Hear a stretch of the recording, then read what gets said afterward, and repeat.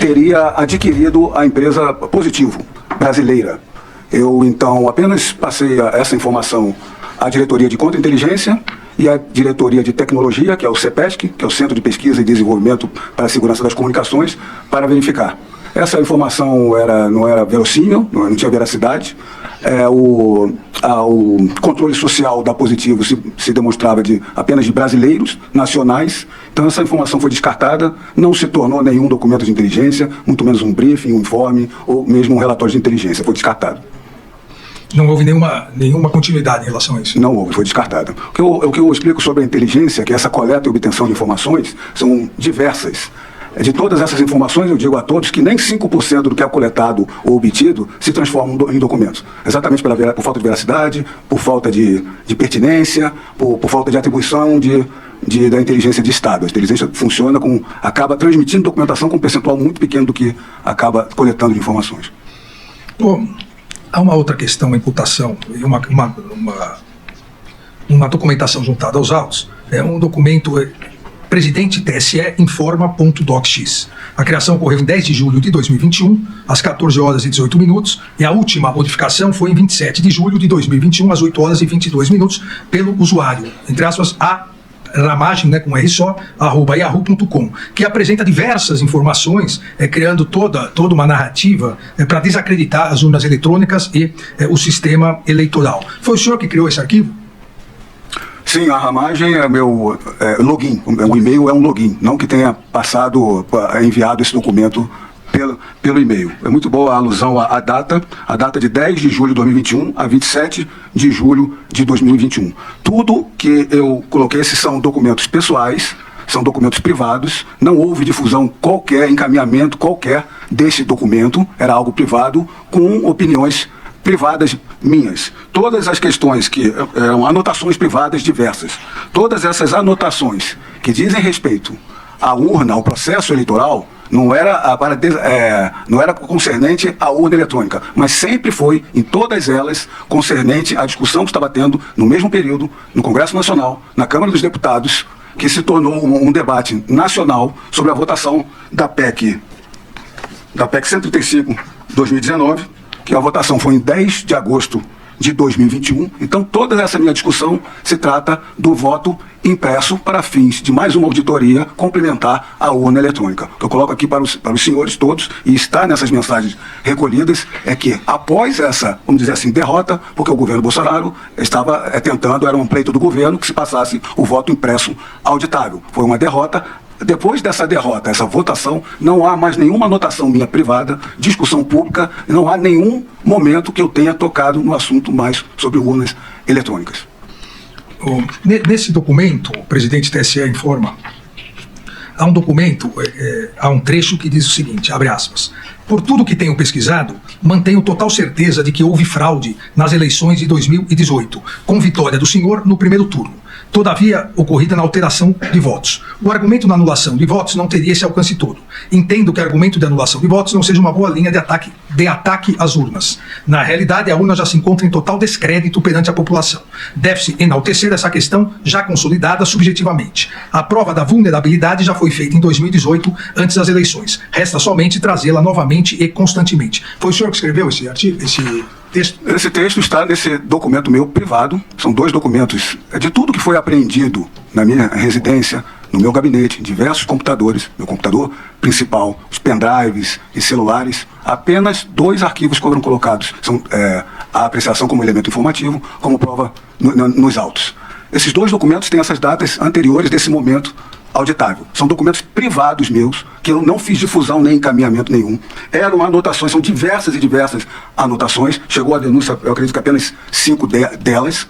Nesse contexto, eu complemento a sua narrativa do texto, porque na denúncia houve uma concisão, mas no relatório da Polícia Federal, as páginas 26 e 27, há mais partes desse texto, onde eu coloco o voto auditável é o controle dessa liberdade desses técnicos. Porque eu disse no parágrafo anterior, do que está escrito, há domínio de apenas alguns técnicos do TSE ao código-fonte e chaves criptográficas. E eu venho, o voto auditável é o controle dessa liberdade. Ou seja, esse comentário todo diz respeito à votação que estava acontecendo no Congresso Nacional. E eu repito, Depois que houve a votação, não há mais anotação privada minha, fechada privada, que não houve difusão minha, muito menos pública. Eu digo ao senhor o seguinte, que esses dois DOC-X, são documentos sem formatação, sem destinatário, são anotações minhas. E anotação em notas é um aplicativo, que é nota particular. Esse computador, onde foram achados apenas esses 2 arquivos DOC-X, é o meu computador que eu tenho desde 2019, até quando ele foi apreendido em janeiro de 2024. Então ele perpassa toda a minha atribuição, né, como diretor-geral da ABIN, quase 3 anos, depois toda a minha licença para campanha eleitoral, pré-campanha e campanha, e ainda 1 ano de mandato parlamentar está usando esse computador com diversos documentos. Não há uma menção, inclusive, do pleito de 2021 sobre o trabalho de urnas. O que foi colocado aqui é sempre uma intenção de aprimoramento, e essas são as falas, senhor ministro, que publicamente, eu possuo o Twitter, hoje o X, houve 2 publicações minhas nesse momento que diferem muito do meu pensamento privado. A primeira delas, ou seja, o que eu expus publicamente no Twitter em 24 de maio de 2021 sobre o tema. O deputado Felipe Barros havia anunciado que ele seria o relator dessa PEC que foi votada em agosto. Eu apenas retuitei e essas foram as minhas falas. O que eu escrevi no Twitter, né? Voto auditável significa segurança ao pleito eleitoral e evolução das urnas. Assegura a integridade e transparência aos resultados do sufrágio universal. Compromisso com a representatividade popular e a democracia. Parabéns pela importante relatoria. Depois disso, nesse contexto, já em 1º de agosto de 2021 se avizinhava ali a votação, eu quase que repeti o que eu escrevi 3 meses antes. Voto auditável significa evolução das urnas e segurança ao pleito eleitoral. Assegura integridade e transparência aos resultados do sufrágio universal. Compromisso com a representatividade popular e a democracia. Eleições democráticas com contagem pública de votos. Ou seja, no meu particular, quando eu coloco um ataque, atacar um argumento não é quebrar, é argumentar. Isso no meu privado, que eu não tenho essa difusão, não houve essa difusão para ninguém. Ali, eu digo aos senhores, era momento no meu computador e no meu celular pelos notas. Era momento de pensamento, de algo que poderia ser interessante, diálogo, pensamento particular meu, que alguma conversa poderia ser provocado, mas isso não quer dizer que eu passei esses documentos, o documento eu não passei para ninguém, que eu tenha passado, transmitido, encaminhado a qualquer pessoa esses documentos. Eu digo mais, senhor ministro, após a votação, que não teve sucesso, eu fiz uma postagem quando saiu em diversos jornais, grandes meios de comunicação, que a ABIN renova contrato com o TSE para cuidar da segurança das urnas eletrônicas. O órgão mantém parceria há 23 anos. Esse é um contrato que foi celebrado entre o diretor-geral da ABIN, eu, e o diretor-geral do TSE. E naquele momento houve um aprimoramento. Por quê? Porque a ABIN trabalha com criptografia de Estado, e faz um trabalho. Ou seja, nessa publicação eu escrevi que a ABIN fornece criptografia de Estado a diversas entidades, inclusive ao TSE. Buscar evolução, transparência e segurança é corolário de diversos princípios da administração pública. Ou seja, depois da votação que não empregou o voto impresso, a PEC, eu não fiz qualquer comentário, eu não tenho anotação privada alguma, e ainda fiz um trabalho em conjunto aqui, reforçando a credibilidade e a segurança que tem que ser trabalhado ao TSE. Eu lhes digo mais para entrar na questão das lives, porque fala em Constituição. Vamos na sequência. Okay. O senhor enviou esse arquivo, esse trecho que eu li, o senhor enviou ao ex-presidente Jair Messias Bolsonaro?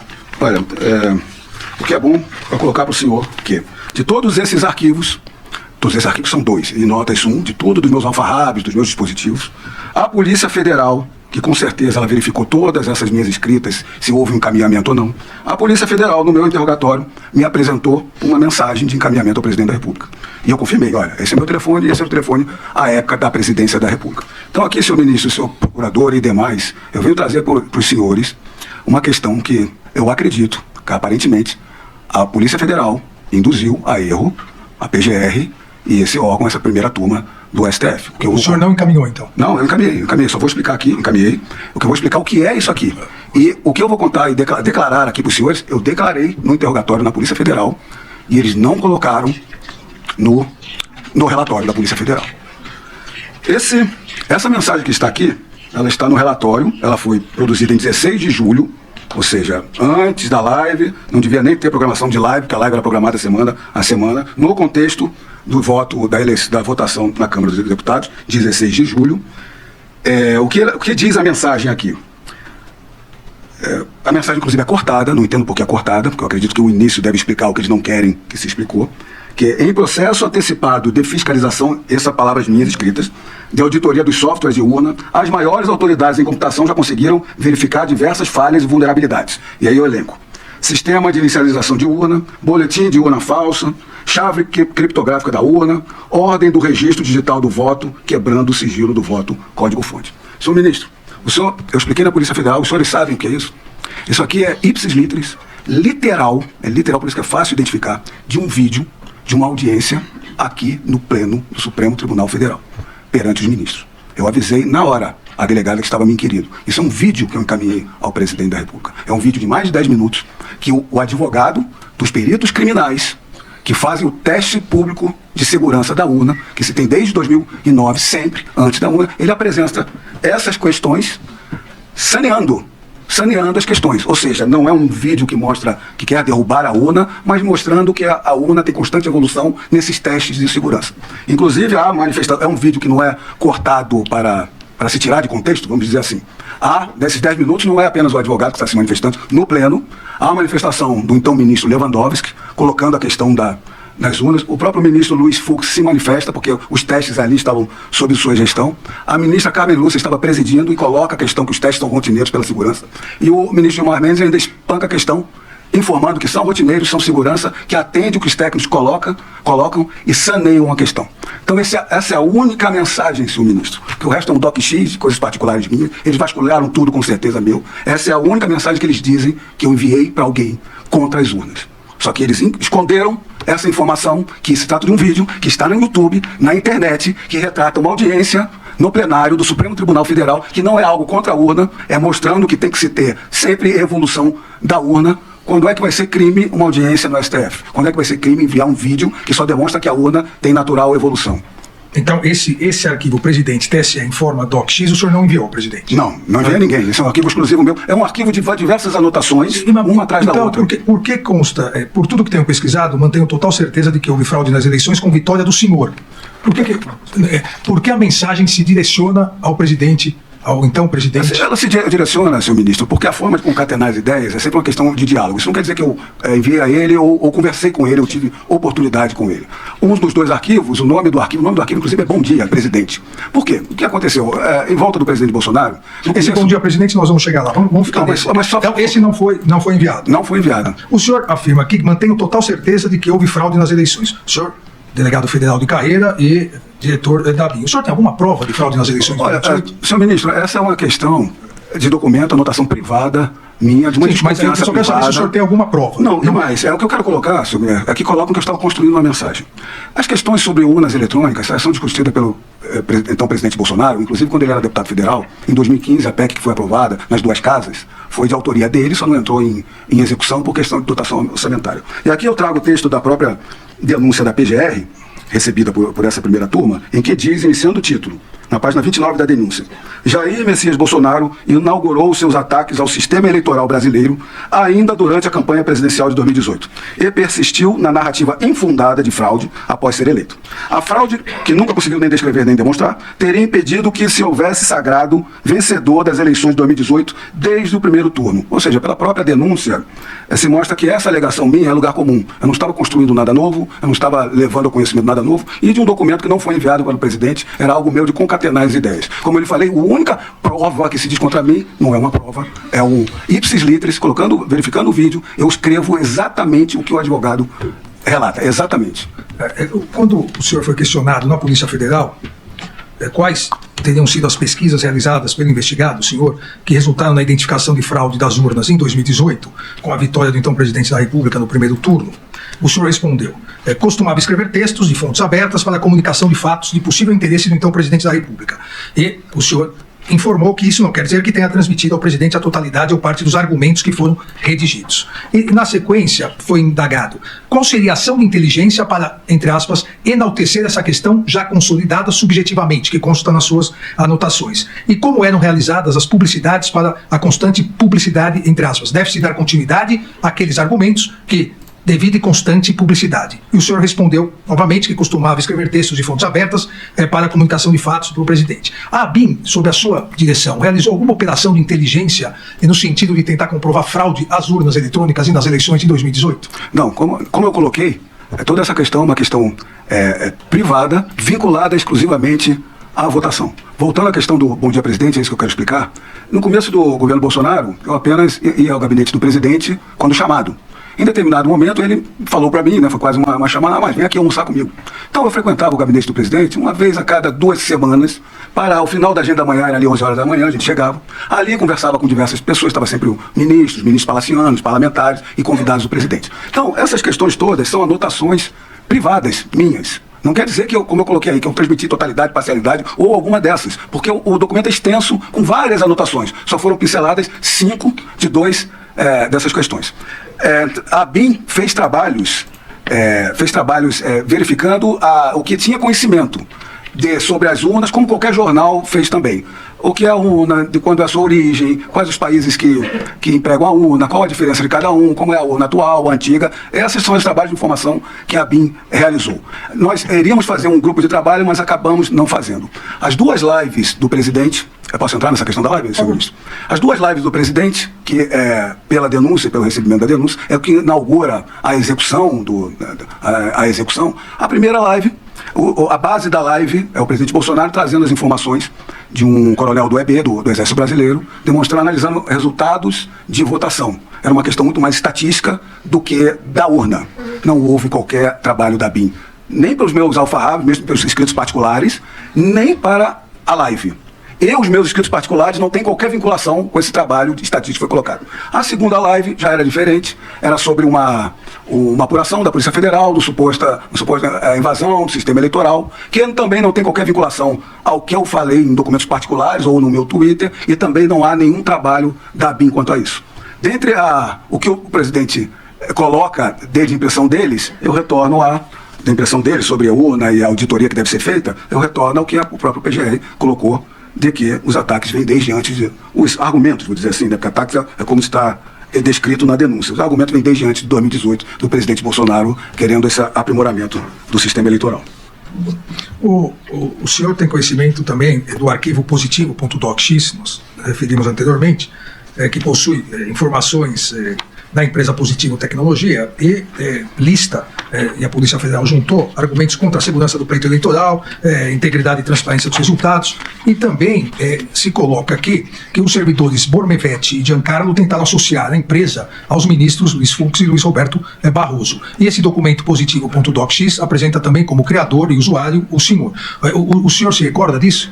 Eu tomei conhecimento pela investigação, que são muitos documentos num computador. Mas voltando até a sua pergunta inicial, nós fizemos aquela análise sobre a interferência chinesa. E veio a mim, à época, o quadro societário da Positivo. Esse documento DocX, é um documento de criação no mesmo dia da sua última edição, é apenas o quadro societário da empresa Positivo. Apenas isso que tem no meu computador, que muito provavelmente é fruto dessa análise.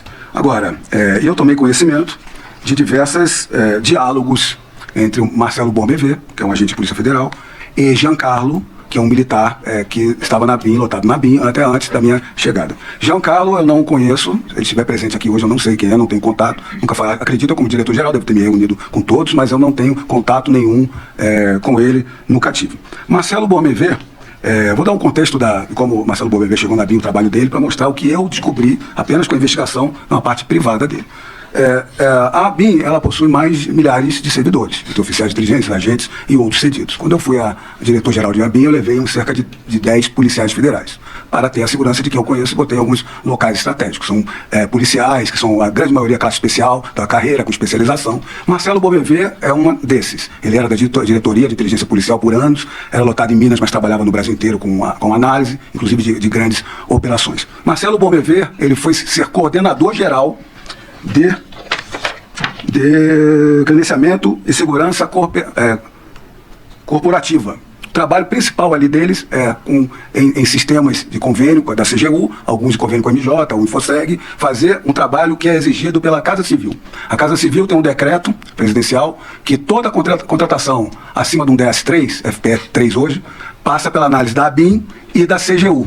Então, a coordenação geral do Bormevê, Marcelo Bormevê, que tem 2 coordenações abaixo, 30 servidores, tem essa grande atribuição e servir a ABIN também. Eles faziam ali cerca de 11 mil análises no SINC do Executivo Federal durante o ano.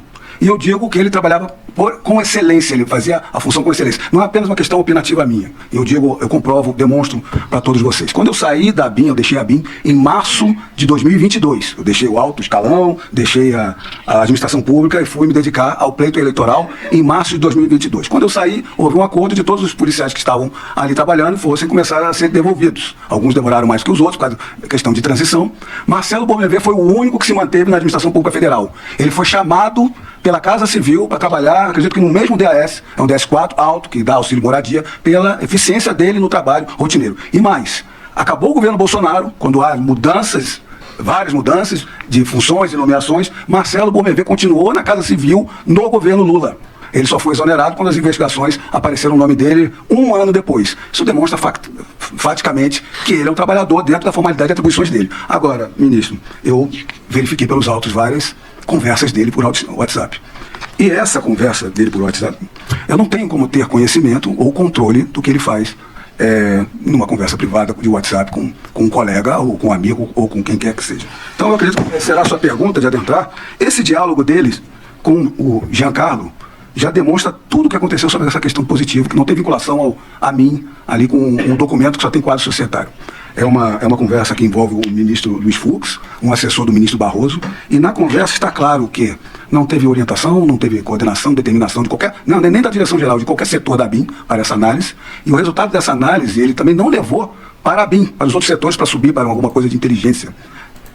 Está aqui que ele assistiu a um youtuber, e com o que ele assistiu no YouTube, ele verificou uma vinculação com a Positivo, com o Banco Itaú. Isso eu descobri nesse texto que está no relatório, as páginas 33 e 42. Falando com o Giancarlo fala, eu li sobre isso em algum lugar. Quando eles concluíram a análise, eles decidiram encaminhar a um grupo, que eu acredito ser um grupo de WhatsApp, fora da BIM, de conhecimento deles. Ou seja, não foi pela BIM e não foi de fora da BIM. O documento positivo, e aí vai um grau especulativo pela primeira vez. Pode ser que, como viram que não ia sair veracidade sobre Lenovo e não se traduziu em forma de inteligência, eles resolveram fazer por conta própria alguma coisa que não tem vinculação a mim, não tem meu conhecimento, muito menos qualquer outro setor da BIM. O senhor